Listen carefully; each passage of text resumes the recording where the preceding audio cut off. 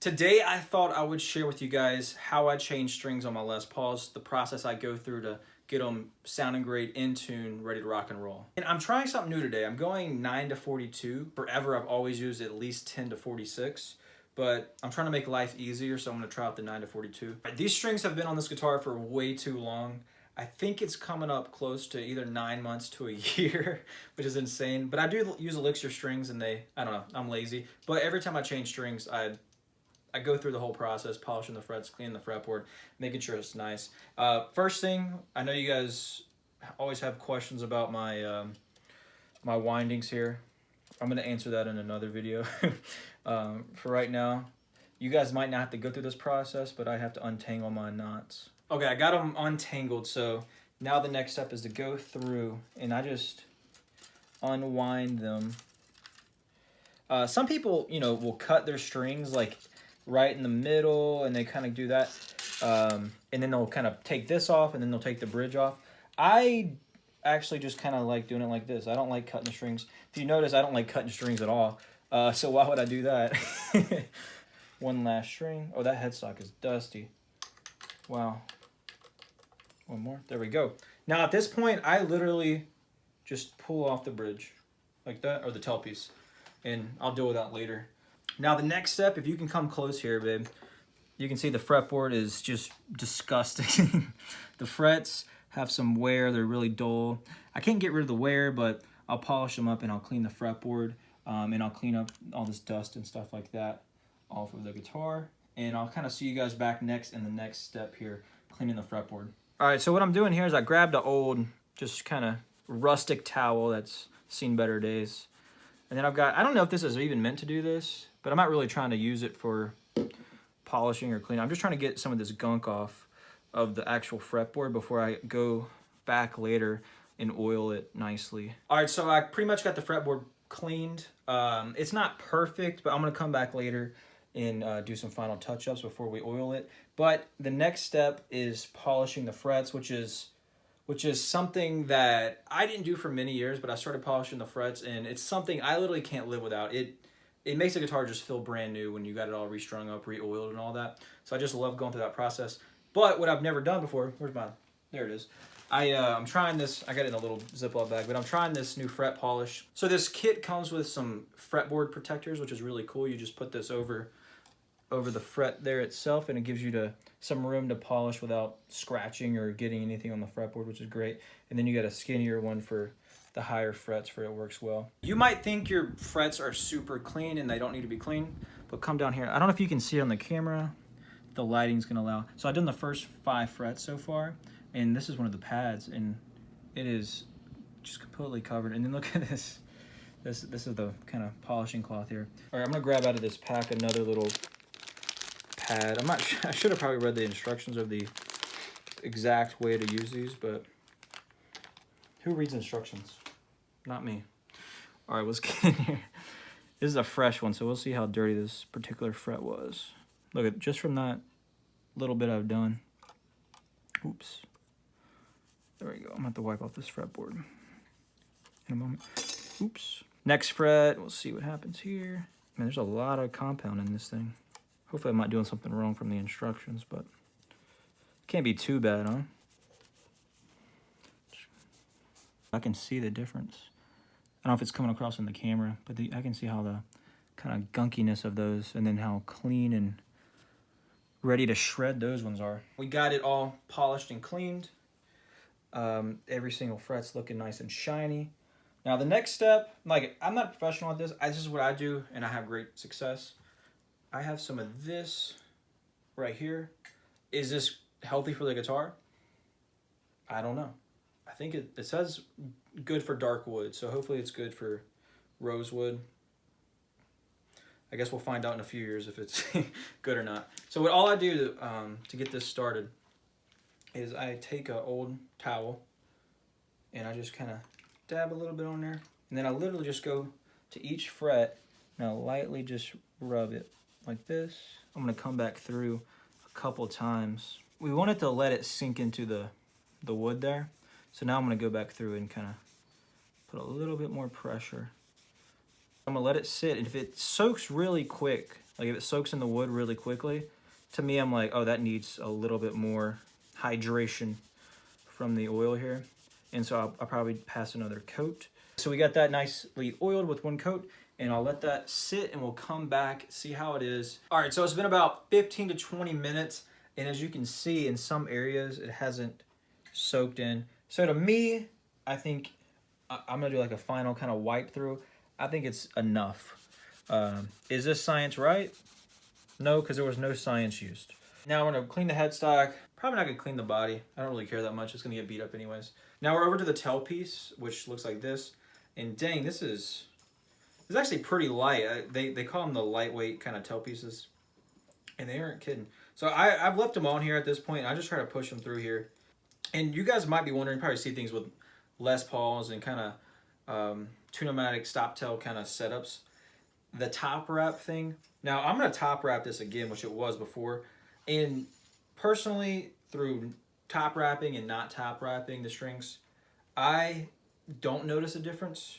I just do it because I like the feel of it when I'm like palm muting down here on the Tune-O-Matic bridge. I like it to be more flat kind of feel in the strings. So that's literally the only reason. Some people say different things happen, and maybe they do. Maybe the tension's different and all that. I am not totally sure. That's not even why I do it. I really have no reason why I do it. It's kind of like why not to. I just go ahead and do it. It does. It will kind of scratch up your tailpiece though, over time at least. So be careful if you're thinking about doing that. It's gonna most likely do that. And I've completely knotted this up. So I'll see you guys back once I get this out. You guys may be wondering why I don't cut the strings. So the next step, we're gonna go to the kitchen and I'm gonna pop these in the pan here and we're gonna boil them. And then we'll let them simmer for about 15 minutes. And then we'll let them cool. And then we're gonna bring them back to the guitar and pop them back on. So obviously I'm joking about that. We're gonna come back in here, grabbing these 9 to 42. I am kind of scared and excited to try these out because I've actually, on a Gibson scale length, which is 24 and 3/4, I believe, I usually run 10s. On a kind of Fender 25 and a half, I run 9s. But I'm trying to make life as easy as possible, so I'm gonna go the route of the 9s. And I'm gonna go one string at a time, and I'm gonna go ahead and throw it through the tailpiece. Now, keep in mind, the normal way, if you have one of these tailpieces, is the string goes in this way, boom. However, I like to do things the wrong way, and so I'm top wrapping it, and I'm gonna go the back way, so then I can loop it over later on. So now I got the Tune-O-Matic bridge all ready to kind of rock and roll. This will end up going on here. And this is Big Ben's nut sauce. And I go through each little groove here, and I inject a very fun amount. I don't know how much I'm supposed to use, but I go ahead and just use a bunch. About 10 years ago, I was having kind of problems with my guitar staying in tune. So we went to a tech, and he was like, "How are you putting strings on?" And I walked through my process, and he's like, "Dude, you're not doing it right at all." And so this is the way he taught me, and ever since then, which is almost 10 years now, and it's been going strong. I've had no problems since then. So first thing I like to do, though, is go ahead and get my little tuning peg holes lined up. You want to do the E strings first on the Les Pauls for that bridge, then holds on there. So I'm going to go through, and I go right into the peg there. And there we go. Got it in there. So I got it kind of pulled tight, roughly. I go back, and I'm going to tie a knot over the top like that. Then I kind of pull it, and I kind of hold it there, and let me start winding. Quickly, I'm going to hop over to the low E string here and do the same process, but the knot is going to be tied a little bit opposite. And so anyways, I got it kind of pulled, not super tight, but like that. I'm going to go back a little bit. Then I'm going to find it where I need it, where I can tie a knot around the top peg there, just like that. So that's where see how I took it, and then I wrapped it around there. And now I'm going to hold it back here, angle this up a little bit, and then we're going to start winding. Just like that. So the knot is on the top and the winds are on the bottom. As you can see, right here, we got the winds below where it went in, and then we have that little knot kind of deal that ends up on the top. I just find that locks in, and we're in the final step when we make sure everything's stretched out and all that. I just find that is super, super locked in. It's not going nowhere. All right, I'm gonna walk you guys one more time through the D string and the B string. Start off on the D string. I'm gonna take it, go right through the peg there. And then I will grab it around here, and I go back a little bit. I grab a little bit, and I'm gonna, right here, I'm gonna do this little maneuver where I grab it like this, and I will wrap it around and lock it in right there. From here, I pull it tight, and then I'll kind of pull it up there, and that's when I start winding. Now, lastly, the B string's the same process, but we do that little loop-de-loop in reverse. So we got it through the post. We're gonna come up here. We got it, you know, pulled some slack out of it. Go back, and now instead of looping this way to the left of it, we're gonna loop to the right. Wrap around this side. Cool. Now I'm gonna pull it tight, or not.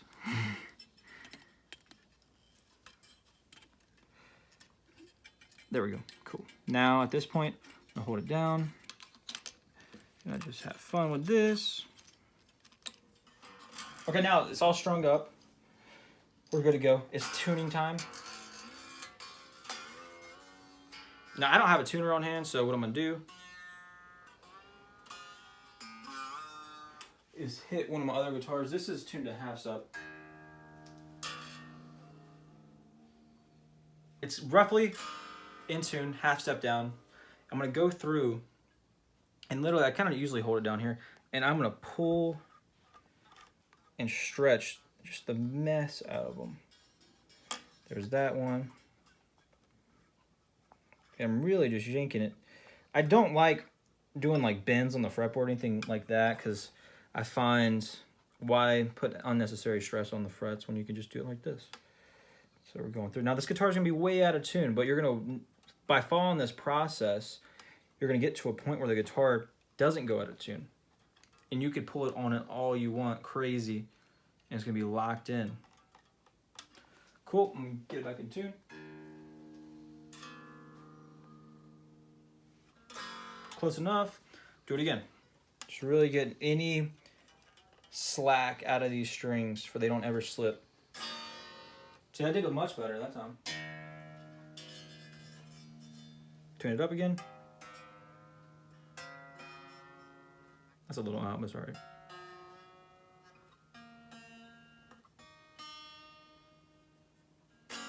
All right, we're gonna stretch it one more time.